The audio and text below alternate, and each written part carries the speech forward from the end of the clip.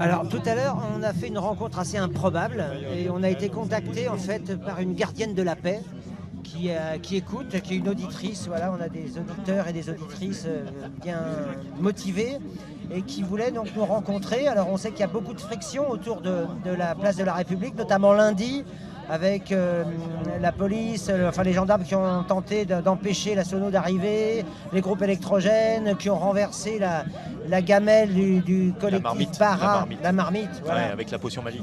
Voilà.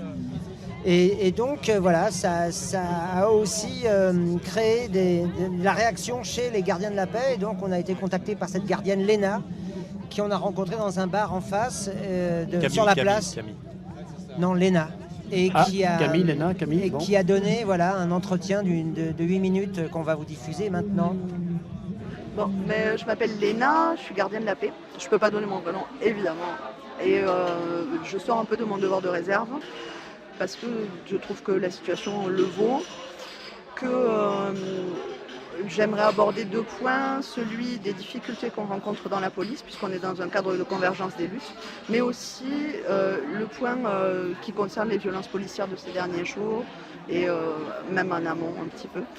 Donc d'abord, ce que je vais commencer par dire, c'est que dans mon métier, on vit aussi des choses difficiles, comme tous les travailleurs qu'on connaît, et que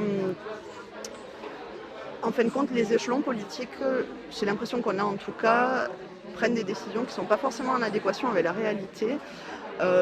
Et c'est répercuté sur les échelons de commandement des polices et de gendarmerie, des forces de l'ordre en général. Ça redescend ensuite et ça impacte négativement forcément les policiers sur le terrain, qui souffrent de plusieurs choses, non seulement du manque de moyens évident, mais ça c'est pas le plus grave. C'est plutôt la pression inhumaine qu'on subit dans les commissariats notamment, et puis je pense aussi aux collègues qui sont dans les CRA et qui doivent s'occuper des exilés, etc. C'est vraiment Les centres de rétention. Hein. C'est ça, les centres de rétention administratifs où sont entre guillemets parqués les gens quand ils arrivent de l'étranger et qu'ils n'ont pas encore fait leur demande d'asile et qui ne sont pas en situation administrative régulière pour pouvoir séjourner en France. Donc en fait, tous ces collègues-là sont soumis à une pression du chiffre, puisqu'on est rentré depuis quelques années dans une logique comptable où on leur demande non pas de remplir des quotas, comme croient certains, mais de faire de plus en plus d'activités. Il faut faire du chiffre, donc de plus en plus de timbres à vente, de plus en plus d'interpellations, de plus en plus d'activités sur la voie publique, avec très peu de moyens et très peu d'effectifs. Donc je connais notamment une circonscription de police où il y a 14 communes et où il y a une voiture avec 2 personnes qui tournent. Et où quand forcément d'un côté les collections, il y a des cambriolages de l'autre côté, et on nous engueule parce qu'on n'a pas pu les empêcher. Donc c'est assez aberrant, quoi. Et ça subit depuis un peu plus de 10 ans maintenant entraîné une démoralisation complète et une tension complète à la base de la police nationale, mais aussi dans les échelons d'officiers, et fait que les gens ne sont plus soudés, ne sont plus du tout fiers de leur métier. Il y en a de plus en plus qui démissionnent. On a un taux de suicide abominable et on laisse notamment là, aujourd'hui j'ai appris le suicide d'une de mes collègues qui laisse 2 enfants. Elle s'est suicidée en plein milieu de son commissariat devant ses collègues avec son arme de service. Donc c'est juste insupportable, quoi. Donc voilà, tout ça pour dire que dans la police, on est travailleurs comme les autres. On est on est rentré là pour servir nos concitoyens, pour leur permettre de vivre en paix et d'être sécure, parce que je ne dirais pas en sécurité, c'est pratiquement impossible de manière permanente. Et en plus, ça n'aurait pas de sens, mais de se sentir dans un sentiment de sûreté, quoi, on va dire. Et puis la deuxième phase que je voulais aborder, c'était donc le problème des violences policières. Je pense qu'il y a plusieurs solutions, ou au moins petites astuces peut-être pour désamorcer des conflits et des situations de tendu. Déjà, n'insultez pas les gardiens de la paix qui sont derrière les boucliers, ça ne sert à rien. C'est pire que tout. Ces gars-là, ils sont plantés là depuis des heures, debout, avec un équipement extrêmement lourd. s'ils sont insultés en plus, forcément au bout d'un moment c'est des humains, la cocotte minute elle déborde et puis ils font parfois des choses qu'ils regrettent ensuite. Et au-delà de ça, quand on se retrouve vraiment face à eux, juste se présenter, dire bonjour, je m'appelle un tel, j'ai 2 enfants, je travaille dans une usine ou n'importe où, et puis ça humanise le débat, ça permet à la personne qui est en face de vous de se rendre compte que vous, si vous êtes un humain, vous pouvez être son frère, sa soeur, son cousin, n'importe qui. Essayez de leur parler comme vous parleriez à des proches. Et dans les situations d'agression, ça peut désamorcer le conflit.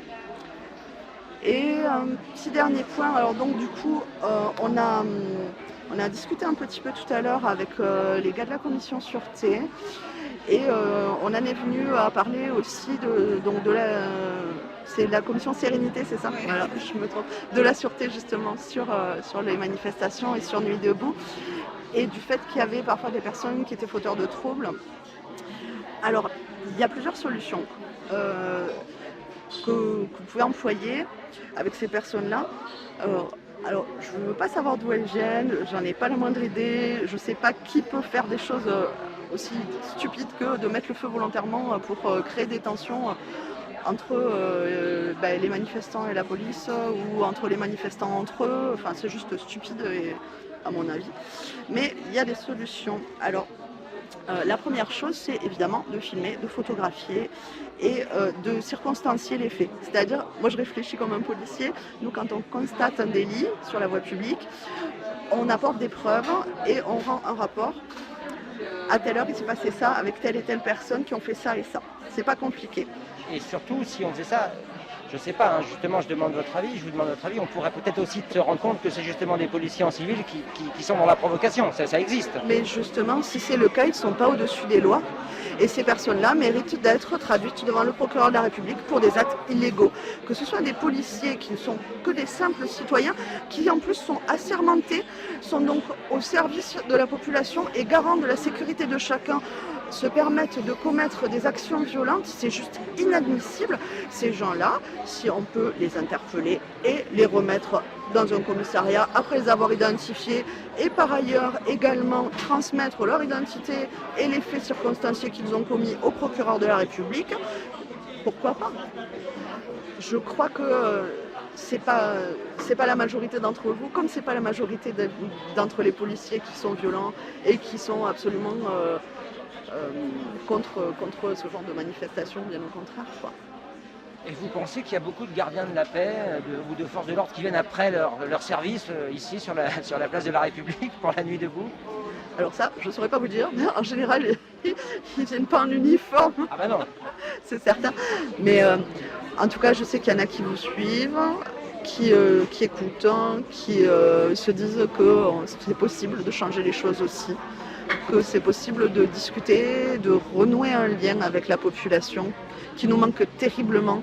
Et quand la population, comme je l'ai dit tout à l'heure, est coupée de sa police, la police qui lui appartient et qui est censée la protéger, c'est vraiment terrible parce que là, on peut justement assister à des débordements et je pense qu'il faut renouer ce lien au plus vite et au plus près et se rendre compte que dans la police, c'est des gens comme les autres également. Voilà.